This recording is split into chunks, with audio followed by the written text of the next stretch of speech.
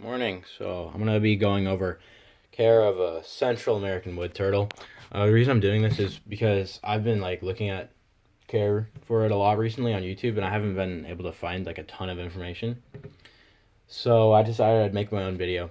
There is a couple of good videos, and I'm basing this off that and some stuff that I found out myself. So this is my Central American wood turtle, Pete. He is a rescue from my little brother. Um, Yeah, so he used to be kept in a 20-gallon tank with a tiny water bowl, and it was always super cold in his room. And so right now he has a little bit of bubbles will come out of his nose, and that's like a infection. And so one thing I've done to combat that is I've gotten a super hot light, hot under tank heater, and the water is warmer too. So anyway, so the care. First off, the substrate that I use is half cypress mulch, half eco earth. It really holds humidity pretty well, and yeah, you can use lots of different stuff. Um, yeah, but this is a good one. Um, so for hides, I have a couple of cork barks, and then a Habahut, fucking whatever you call it. Under this one is a under tank heater, just for some extra warmth because it's kind of cold where I live. It's winter right now, but anyway. And a lot of people say that you shouldn't keep them in a glass tank, but one way that I can kind of help keep the stress level down is not letting him see all the glass by putting some fake plants here to block the view of the glass and stuff like that. So I am going to be adding more fake plants. Humidity, you want to keep it no less than 50. Yeah, they need full UVB. This is a 5.0 Reptisun UVB, and this is a 72 watt, actually 100 watt, I think. It just says it only uses 72 watts. It's the heat lamp. And yeah, so they are semi aquatic, so they are going to need a deep, a large water dish.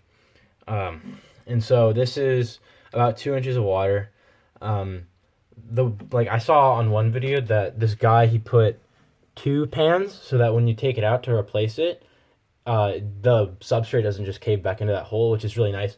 It helps to me want to change the water because water changes are super necessary, and if it was tedious I would want to do it less, and I'd probably end up doing it a lot less, which would be unhealthy. The water needs to be super easily accessible. You can climb up this cork, these rocks here, stuff like that. Also, they need to be able to get out, obviously. So I put a rock in there that you can climb up. The water, if your room's cold, my room is always fucking cold. I don't know why. If the water's cold, put an aquarium heater in it. So this is what I've done here. This is a 50-watt aquarium heater for a 5 or 10-gallon tank, and it has a thermostat in it, so the water always stays 72 degrees, and that's perfect. That's actually I don't know why I didn't think of this sooner.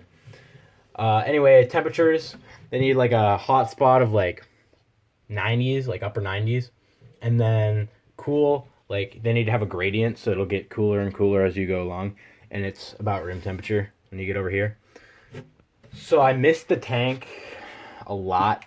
I'll just, if I see that it's dry, I'll just spray it down, right? And I use, for the water, I use AquaSafe, just chlorine and shit like that. Feeding, this is probably going to be the majority of the video. So feeding, they eat lots of shit, lots and lots of different stuff. If you have a feeding problem, you can honestly just switch to something else. So right now, what's in his dish is I feed this box turtle formula, which is also really nice. It's the dry formula, so it has all these ingredients, which in the wild they eat all sorts of stuff. So that's kind of mimicking that. They're getting all the stuff that they would need. I dust their stuff with calcium with D3. Their staple green is romaine. I also like to mix in some cat food. Obviously, nicer cat food, Blue Buffalo, the organic stuff, because it's healthier for them. Um, yeah. So they also eat lots of different feeder bugs that you'll get at Petco, PetSmart, like that, waxworms, superworms, crickets. Um, I like to mist their food to moisten it easier. Chop up the greens, mix it all together so it's like a mulch, you know what I mean? So they can't pick and choose what they want to eat. They have to eat everything that you're feeding them, which is healthier. Um, yeah. Um, Live plants are also really good. I don't have any in here, but yeah. Another thing I like to do is if you really should have a big water bowl, but soaking them outside of their enclosure is good too. So it just helps them go to the bathroom and stuff like that. Yeah, so this guy unfortunately has a respiratory infection. Um, if you could comment like ideas on how to treat it, I already have some ideas like soaking in V8, obviously. The more obvious one, taking him to a fucking vet, like obviously, but there's not a lot of reptile vets in my area. Kind of sucks. But yeah, I'm looking into that. He's doing good. Like I've noticed a lot less of the bubbles coming out of his nose, which is nice. He's pretty friendly too, which is good. He's very active. I feel like sometimes though he's like I have to take him out to get him active, but like take him out, put him somewhere else. But anyway, he's pretty active. So all around good turtle.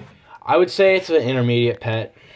I mean, I'm just fucking surprised it lived so long in my brother's room. God damn, dude. But yeah, so I think I'm really about to turn this turtle's life around. They lived for 35 years, so I intend, having them for a little while.